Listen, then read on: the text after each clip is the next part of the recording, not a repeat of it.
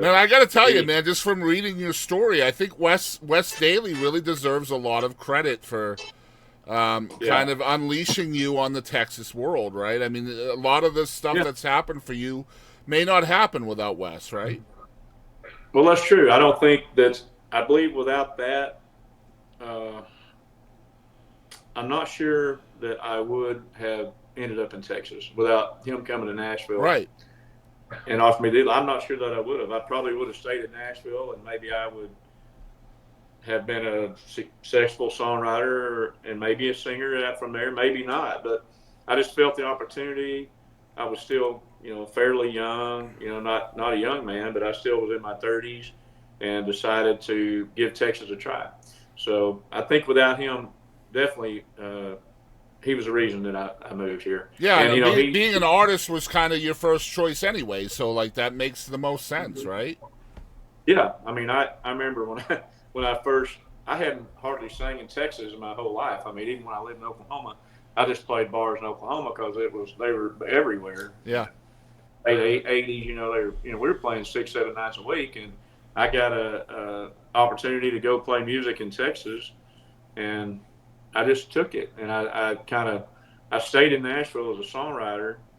I didn't have to be there all the time as a songwriter. I could if I had gigs in Texas, excuse me, I used to play in Greenville, Texas. I remember one of the first places I played. I think it was a place called the Horseman Club. It was right there on 30 out of Texarkana. You know that area, I know, I'm right in literally there. 30 minutes from Greenville, so yeah. Okay. Yeah. Do you Yeah. remember the Horseman Club? I That don't. was I'm not really privy to the area. I've been here about 4 years, so yeah. okay. We're actually It in was, Golden, Texas, where Kacey Musgraves is from. okay. So you might know where You know, that is. I've heard of it. I also I met her and I didn't even realize it. And I ended up the only way I knew about it was kind of cool. I played in. I'm trying to think of the town. It was a theater in a little town, and it was on a Sunday.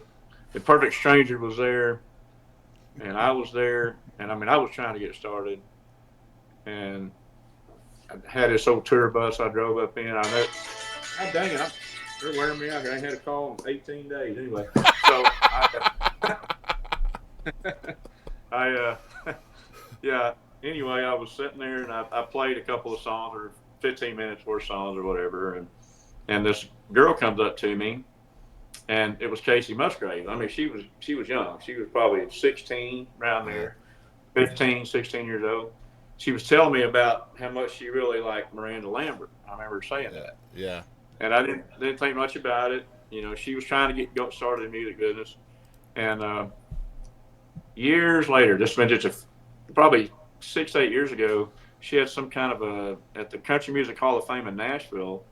They had her a display up there with her an old poster of where it was in Mineola. It was a Yeah. town. I was gonna say it was It, probably Mineola. Yeah. yeah, it was. And so they had a poster of her playing this benefit, and this buddy of mine took a picture of it, and that was the benefit I played. So it was Wow. her, her and I, and two or three other bands. And I looked at it and at the picture, and I'm like, I remember her walking up to me, and that was pretty neat because I love her. I think she's so Oh great, my so talented. gosh, she's amazing. Yeah, Yeah, I agree. yeah, Apparently, I've seen her 2 or 3 times around town, and I never noticed. Like, I'm so yeah, oblivious, man. And like, yeah.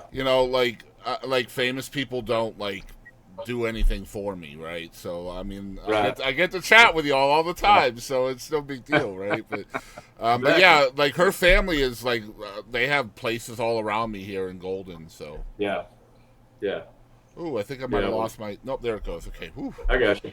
All Well, right, she's cool. done. Yeah, she's done great, and I'm She's an proud for her. incredible writer, just an incredible writer. I feel, and I don't. I think Yeah, she's very underrated as a writer. I think her being yeah, such an amazing artist has really outshined her writing ability, and people really need to look at yeah, that a little bit tougher. yeah, I think because yeah, just wow. So 2005 was when you finally decided to move to Texas permanently. First yeah. question I have: what was the impetus for this? Just wanted to give being a full time artist more rope, essentially. Well, I think so. I mean, I was gaining some momentum a little bit, and I really never, D Records got behind me but it takes a lot of money in a lot of ways to get Absolutely. roles, Yeah. and even to build a career now, you can't do it just by being really good. Sorry again, ruffle feathers, but it's true. There's other what things. A lot of times it's got to be in place too. Mm-hmm. So anyway, in 2005, my mother and dad were not, especially my mother was not doing well. So I decided I'm just going to come back to Oklahoma. And my mother passed away in 2005. So then it was my dad who had dementia, and he knew me at that point, but it got to where he didn't. And I took care of him. He passed away in 2012, so it was really like 7 years worth of. He stayed by himself some, but he was really not. It wasn't good for him to do it. He was to the point to where, and in his last 2 or 3 years of life, he had fell and broke a hip, which was really the end for him. We had to put him in a nursing home for a couple of years. It just broke my heart, but I couldn't Yeah. take care of him. He couldn't transport himself. We hired a nurse out there to help him, and he actually broke his hip when she was watching him. So that initially that wasn't supposed to be. It's never supposed to be part of the plan, but it didn't work out well. And then I spent all the time I could with him, and he got to where he didn't know me, but I'd still go because I knew him, and that's the way I always looked at it. I'm not Mm-hmm. gonna. It was tough, but so I ended up coming home. But meanwhile, I was also still with D Records, and we ended up. I did, I think, 3 albums with them, and it lasted. We did one every 2 or 3 years, I think. So, they were, done a lot with my career. They put out singles. We had my first number one was in 2008, and it was a song called "Drive," and that's the first number one I had. And it was a while later, almost 10 years, until I had another one. But then I've had, let's see, 13. I've had 11. I've had 13. 11.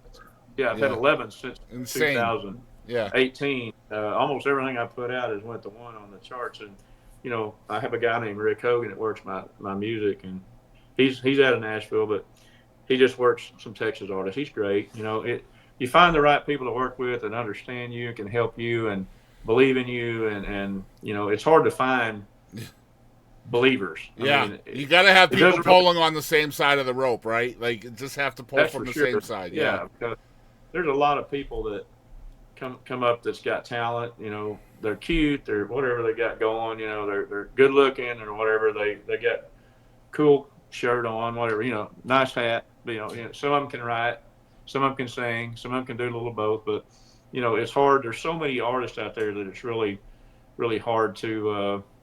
And it's also opinionated. I mean, one guy may think I'm really good, the next guy may think, what's he doing in the music business? It's just so opinionated. It's not Mm-hmm. like he's the best golfer because he shot 10 under and he won the tournament.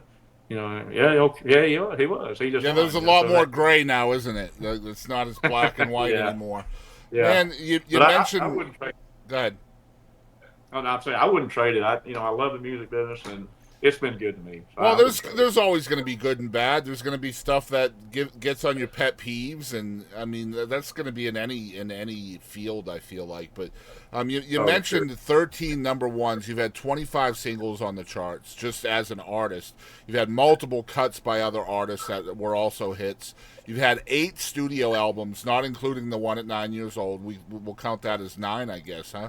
Um, That's you're true. also one of the most popular live acts anywhere in the Southwest U.S. I feel. I mean, you're playing all the time still. Do you ever take the time to reflect on all of this and kind of look back at what you've accomplished? Um, I do a little bit, but I'm still aggressive about doing more. I still Sure. want to do more. I mean, I'm just kind of the point to where, it's like I figured, when you're in Nashville, if you were 30, you're almost too old to get a record deal. Back in the day, Yeah, and you it's got not there at like, 26, so you're almost yeah, there. oh, I know, Yeah. I know, yeah. They were signing embryos at that point. Yeah. They were signing. Yeah. So it was it was a tough racket, but it's a tough racket here in Texas. I mean, it's just a tough deal. And everybody, and I see it. I see money pushing it though. I see, big art or artists that become big overnight. And I know that I've worked my ass off and I can't do it. I see people they just got the money and and here we go, boom, boom. They're going to Billy Bob, they're going here, they're going there. And they ain't even been singing for 6 months. Mm. That's the unfair part of it to me. And I would really love to see, the TikTok artists and all this stuff is a whole different genre of artist also. Yeah. And I know some guys that's doing well there, and it's very tough. I wish I had the energy to do a video every 15 minutes on TikTok, but I just don't. It's hard, man. It's hard. I don't know how you could be entertaining that often. I put out 2 a day, man. Oh boy. Yeah, 2 a day. So like we do 2 episodes a week, and so I put out 1 TikTok for each of those episodes every single day. Yeah. So Wow. I mean, I've been doing that format for a year and a half now. So that's Oh man. and that's just the short form, Jamie. Like I'm also putting out I think five long form videos a day as well. You're the man. I don't know how you do that. It's a lot of basically the best way I do it is I have 2 different scheduling days, right? So like on Fridays I will sit here in the studio for about 3 hours. I'll schedule all my uploads for about 8 days, right? So like I can schedule all of those uploads to go out when I want them to go out at the specific time, and they do. And then on Sundays I schedule all the social media posts that coincide with the uploads that I just scheduled on Friday. So then I don't have to worry about that. So then basically the other 6 days, 5 days a week, everything's just rolling without me knowing. I've already done that. So it's basically a 2-day process. It's really not as bad as it seems, to be honest. Well, that's great. I mean, I know that that's really what it takes now because it's so competitive in your business too, to have good product, good people want to watch it, tune in. And it's, I've been doing a radio show at KHYI on Sundays for about a year. I did a Real Deal country show for like 5 to 6 on Sunday. And I never ever wanted to get in the radio business. And here I was. He asked me, would you like to play, like some super country stuff for an hour at the range? And I said, okay. Shoot, no one better to introduce that than you, man. That sounds like a sweet gig. Yeah, for sure. I haven't done it in about a month, but I did it every week for over a year, and I may start back. I mean, they want me to come back, and I may do it. That means people miss you, dude. That's a good thing. Yeah, they do. It seems like. Yeah, that's good. That's good.